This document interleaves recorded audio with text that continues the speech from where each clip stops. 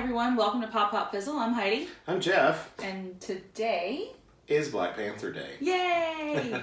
We just got back from the theater seeing Black Panther, and we wanted to give you this brief, non-spoiler review. So here you don't have to worry about spoilers at all. We're not going to talk any plot elements. We're not going to talk about anything that could ruin your enjoyment of this movie. Now, we will later film a spoiler discussion, and we will mark that very clearly so that you don't have any problem with that. But right now, we just want to have a nice, brief, non-spoiler review so that you know how we felt about the movie. Yeah. And then we'll talk about it in more detail in the spoiler reaction later. Yeah. Okay? So definitely in my mind, Black Panther Day has completely taken over 50% off Valentine's Day. Yeah. Half price chocolate day? Yeah, that. Yeah. Anyway, but yeah, so very first thoughts, just from the opening all the way through the end, it was visually stunning. The set design, the world creation, the costume design, just everything that could have gone into this that would be for sight and sound was amazing. So Absolutely. I didn't feel like there was any breakdown in any of it. Like they had I think 212 places that were working on all the editing for that at least. Seemed like it from watching the credits. From watching the credits, because we did watch the credits. We won't talk about that here either. But it was just gorgeous. And my second thought is, you don't have to be a big-time Black Panther fan. You don't have to be a big-time Marvel fan to enjoy this movie. It is a fantastic movie, very well self-contained, but with, if you do watch the Marvel Cinematic Universe, you're going to have connections to it that you can see very clearly. So it was, but if you don't, and you're just just curious about it, want to see something, and, this looks like it, see it, because you'll enjoy it whether you have that history or not. That's right. And to your first point, just as far as the design, it was so fun for me to watch and just pay attention to the design elements of that world, because there were so many ways to go wrong with it. Yeah. You know what I mean? There are so many ways to get it wrong. For a production designer to go, okay, so I need African inspired tribal sort of, and then go into like really cheesy old Hollywood, over the top, almost stereotypical nonsense, which really in the climate that we're in would have probably been not even just a little bit offensive, but very, because it's so easy to go wrong there. Yeah. And what I really appreciated about the aesthetic was that it was, because the setting of Wakanda is a little bit different than just picking anywhere else in Africa. Wakanda is a very specific setting.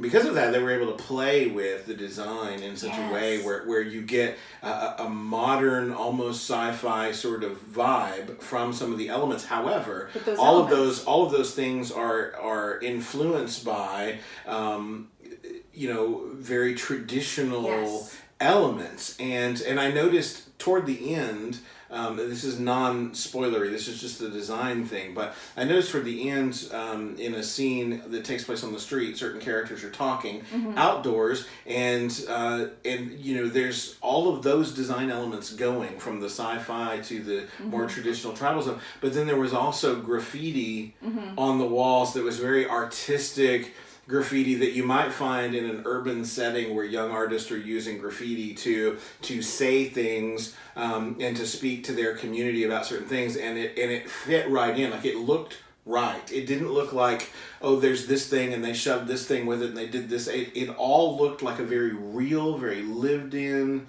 place. And I felt like that really brought me into this story, because if you can't buy sort of the framework, it's hard to buy in to the story. And then the other part of that was the characters themselves. And I agree with you that you don't have to know anything about Black Panther. We just did a video that we uploaded earlier today about sort of the comic book history of T'Challa, the Black Panther, and sort of, and we just kind of brushed over the surface of it. We didn't go into any depth, but I don't think you have to know any of those things to appreciate this movie. No. If you're a fan of the MCU and you saw T'Challa's previous appearance in Captain America Civil War, I think you've got more than enough to go on.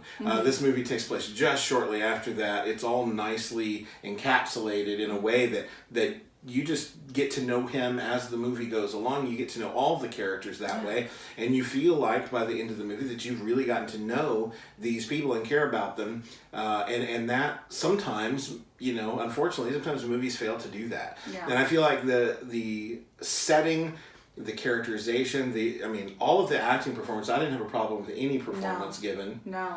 All of the acting performances were great. Yeah, I thought everybody was on point.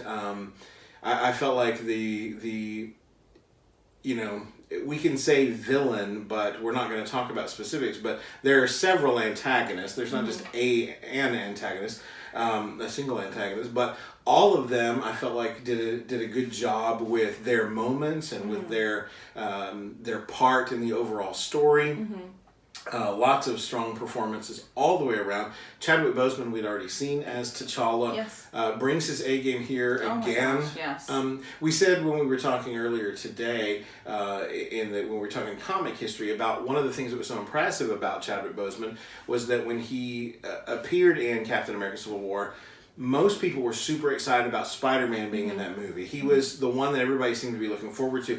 And then also Black Panther was in it. And while I'm certain that fans, serious fans of Black Panther, were stoked that he was going to be in that movie and excited to see him in that movie, I've never been a Black Panther fan as far as the comics. Not because there's anything wrong with the character, but I just, growing up, there were only so many comics I could afford, only so many I could buy, and I was into Spider-Man and X-Men and some other things.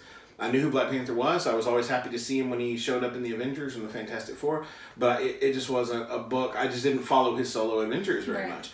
But I left Captain America: Civil War loving that character, loving the performance from Chadwick Boseman, and anxious to see what they did with Black Panther. And I thought Ryan Coogler, the director, and again, the production staff and the actors, I thought everybody just brought their A game and made such a solidly entertaining movie, not solid, entertaining comic book movie or a solidly entertaining Marvel movie, but just a solid movie. Like, if you don't care anything else about the MCU, I think you could go into this movie and just enjoy it for what it is, a one and done movie, and there may be references that you don't get or whatever, and that's fine. I think you'd still have a solid time in the movie. So what we do sort of when we talk about these movies, at least here. Now you haven't yet been able to do a review with me, so I was super excited that you got to do this with me tonight. What I've been doing is letting them know kind of how the rating system works. So if we don't care for a movie, if it's just skip it altogether, that's a fizzle for us. If it's solid, it's decent, check it out. You don't necessarily have to run out and see it at the theater, but check it out when it hits Redbox or Netflix or whatever. That is a pop for us. But a double pop, as in our name, Pop Pop Fizzle. A double pop is go out, see it right now, stop what you're doing. Just go. Spend $35 on popcorn and a giant soda and sit there and shove that stuff in your face while you enjoy the movie that we're recommending to you. I know where I land. Oh, yeah, totally. Where do you land? It's a pop. Yeah, it's a double pop for me too.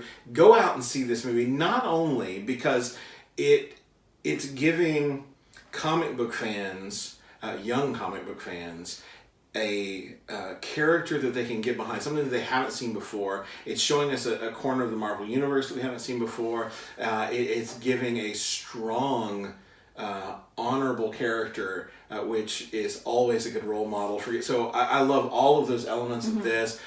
As I said, Ryan Coogler and everybody involved just bring their A game, so I can't recommend this highly enough. Go out and see it. I'll be going to see it again, I'm sure. Thank you, MoviePass, for that. Not a sponsor. But I will definitely be seeing this again and sort of, my first experience is always just taking it in, and I want to go back and look for Easter eggs and look for, and just pay attention to details that maybe I missed the first pass through. So I was super excited. Yeah. I know Heidi was too. We literally sat there and didn't say a word to each other, didn't, no gestures, no motions, no anything. We just were in from the moment the film started, and we stayed in the whole time. So go see Black Panther as soon as you can, and then come back and check out our spoiler review, which we will do and post. have a clear label so that you don't accidentally watch that before you see the movie. Please don't do that. Don't ruin this experience for yourself. Anything else to add? No, it was just great. Go see it. That's it. Yeah. And if you like this video, go ahead and hit that thumbs up. That's right. And hit the subscribe button so that you can see that spoiler review after you've seen Black Panther. And you can check out all the other things that we have dropping. Lots of fun stuff coming your way. And if you do subscribe, click the little bell icon so that you're notified the next time we drop some new material. All right? Until next time, folks. Thanks, everyone. Go see Black Panther. Bye. Bye.